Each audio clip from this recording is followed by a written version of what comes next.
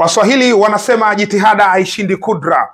Licha ya maandalizi makubwa ambayo aliyafanya Simba, lakini wameshindwa kulibakisha kombe hapa. It's not a big deal. Simba Sports Club, fedha ambazo wamezivuna katika safari yao hii ya kombe la shirikisho Afrika mpaka kufika hatua ya fainali si kitoto. Ni pesa nyingi kweli kweli ambazo zinatosha kabisa kuingia sokoni kwa ajili ya kutafuta nyota wengine mbalimbali bora ambao wanaweza kuja kuongeza nguvu kwenye kikosi chao ili kuweza kufanya vizuri katika michuano inayofuata ya msimu ujao ya Ligi ya Mabingwa Afrika. Kumbukwe Simba msimu ujao watashiriki Ligi ya Mabingwa Afrika kutokana na mustakabali wa ligi ulivyo so far tunapozungumza. Sasa basi tunakwenda kuangalia mnyama Simba amevuna kiwango gani. Kiwango hiki kitafanya apate idadi gani ya wachezaji maybe katika soko la usajili. Hilo utakwenda kulijadili wewe katika kichwa chako kutokana na fedha ambazo watazipata hapa. Lakini pia tutakwenda kuangalia watani zao wa jadi kwa maana ya Young Africans wenyewe wamevuna kiwango gani katika msimu huu wa michuano hii ya CAF kwa ngazi ya klabu. Sasa nikukumbushe kwamba mwaka 2023 Dr. Patrice Motsepe ambaye ndo rais wa shirikisho la soka Afrika CAF, yeye miongoni mwa vitu ambavyo anapewa sifa kubwa ni kuongeza value, kuongeza thamani ya michuano mbalimbali ya CAF kwenye ngazi ya klabu hata ngazi za timu za taifa. Hivyo basi mwaka huu 2023 ndio mwaka ambao michuano ya kombe la shirikisho na Ligi ya Mabingwa Afrika ilipata neema ya kuongezeka kwa fedha katika ule ushindi wake au nafasi ambazo timu zitamaliza. Hasa bila kupoteza muda, Simba wamaliza nafasi ya pili tuseme kwa lugha rahisi katika michuano hii ya kombe la shirikisho, ni first run up. Wamecheza mpaka fainali. Wamevuna kiwango gani cha fedha? Kwa haraka tukaenda kuangalia kwanza katika hii ni michuano ya kombe la shirikisho Afrika CAF CC, ambaye anamaliza nafasi ya 3 na ya 4 katika hatua ya makundi group stage.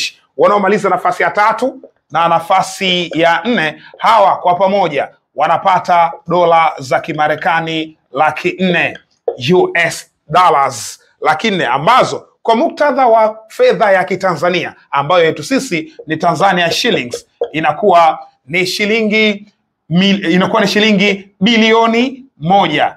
Yes, ni shilingi bilioni 1 za Kitanzania, lakini hapa kuna pointi, ni bilioni 1 pointi kadhaa hapo mbele. Sasa basi waliomaliza katika michuano hii katika hatua hizi wamepata fedha hizo hapo. Hii ni katika hatua ya makundi peke yake, maana yake hawa wamefanana, yani wamemaliza mwendo, wameaga katika hatua ya makundi.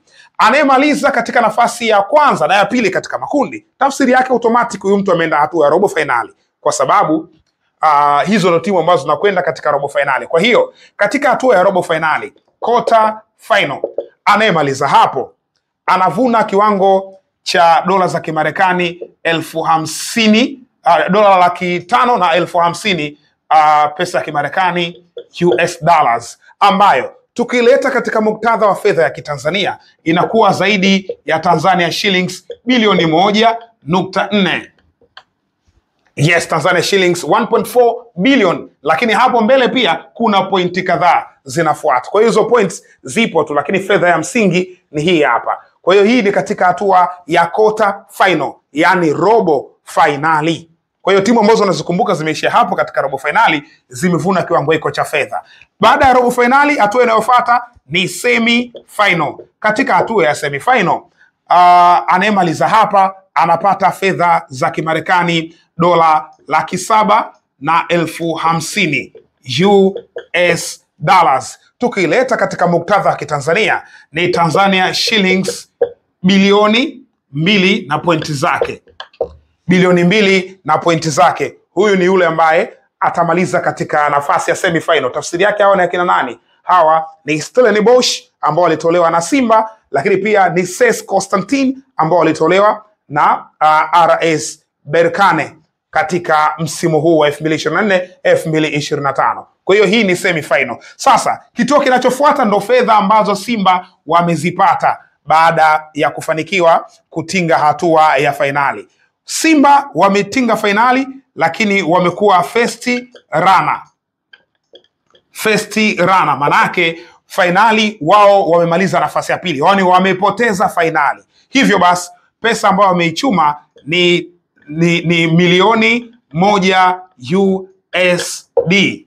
USD milioni 1. Tukileta katika muktadha wa Kitanzania ni Tanzania shillings bilioni 2.69 bilioni.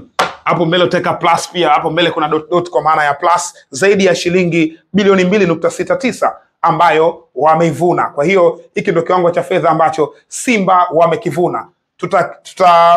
Tutakinoti sehemu kwa ajili ya kulinganisha na kile ambacho Young Africans nao wamevuna. Hivyo basi, hii ndio nafasi ambayo Simba, na hii ndio fedha ambayo wameipata.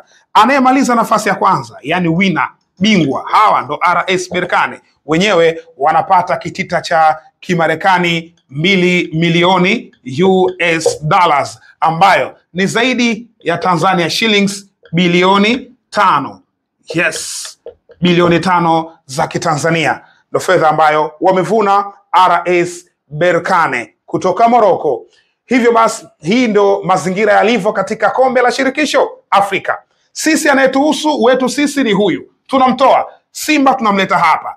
Simba katika michuano hii amevuna Tanzania shillings bilioni 2.69 plus bilioni.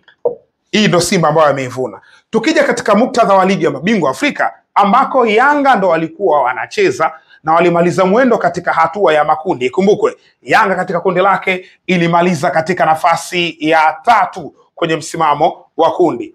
Hivyo basi, katika msimamo huo timu ambayo imemaliza hapa katika hatua ya ligi ya mabingwa Afrika kwa maana ya CAF CL, aliyemaliza katika nafasi ya 3 anapata Tanzania shillings $700,000. Kuna utofauti wa Champions League na kombe la shirikisho. Hivyo $700,000 ndio fedha ambayo Young Africans wameivuna katika michuano hii ya ligi ya mabingwa Afrika. Sasa basi, $700,000 ni sawasawa na kiwango gani? Ndio tunakuja hapa. Yanga wamevuna Tanzania shillings $700,000, tukileta katika mazingira ya Kitanzania ni sawasawa na shilingi bilioni 1.8.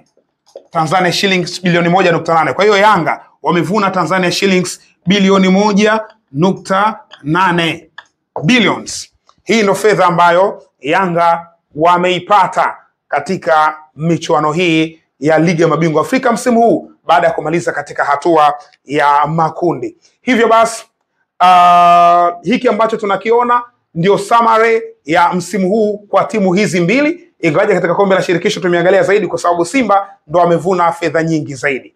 Tukiachana na muktadha huu, sasa basi, hizi fedha za ubingwa kwa lugha ya haraka unaweza kufikiria kwamba of course ni fedha nyingi, hususan kwetu sisi huku mataifa yetu sisi ya Sub-Saharan mengi, hususan kwenye mataifa ambayo ni developed, yani yanaendelea, ni fedha nyingi sana na zinatosha kuingia sokoni kwenda kufanya usajili wa nyota wengi bora. Kwa mfano, Young Africans wenyewe msimu mwaka 2022-23 walicheza fainali ya michuano hii ya kombe la shirikisho Afrika, wakapata fedha nyingi ambazo zilitosha kwenda kuongeza nguvu katika soko la usajili, kwenda kusajili nyota wengine wazuri bora hodari, akiwemo akina Pacome Mzuzu, akina Yao Kwasi Atola, ni miongoni mwa nyota ambao waliingia kwenye kikosi cha Young Africans kwa ajili ya kuongeza value, kuongeza thamani ya kikosi. Msimu uliofuata wakacheza mpaka hatua ya robo finali ya ligi ya mabingwa Afrika, wakatolewa na Mamelodi Sundowns. Maana yake nini? Waliongeza quality yao. Hivyo basi, Simba kwa mzigo ambao wameupata ni mzigo ambao unawafanya waongeze ubora katika timu yao na kuweza kushindana zaidi katika misimu inayokuja hapo mbele.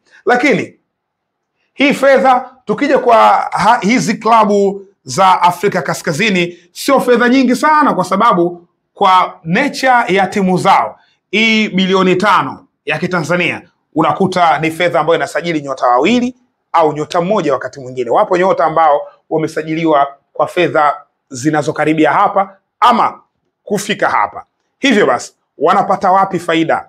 Hilo ni somo ambalo tutakuja kuliangalia wakati mwingine. Hii ni Mzinga Sports. Karibu sana, usisahau kusubscribe.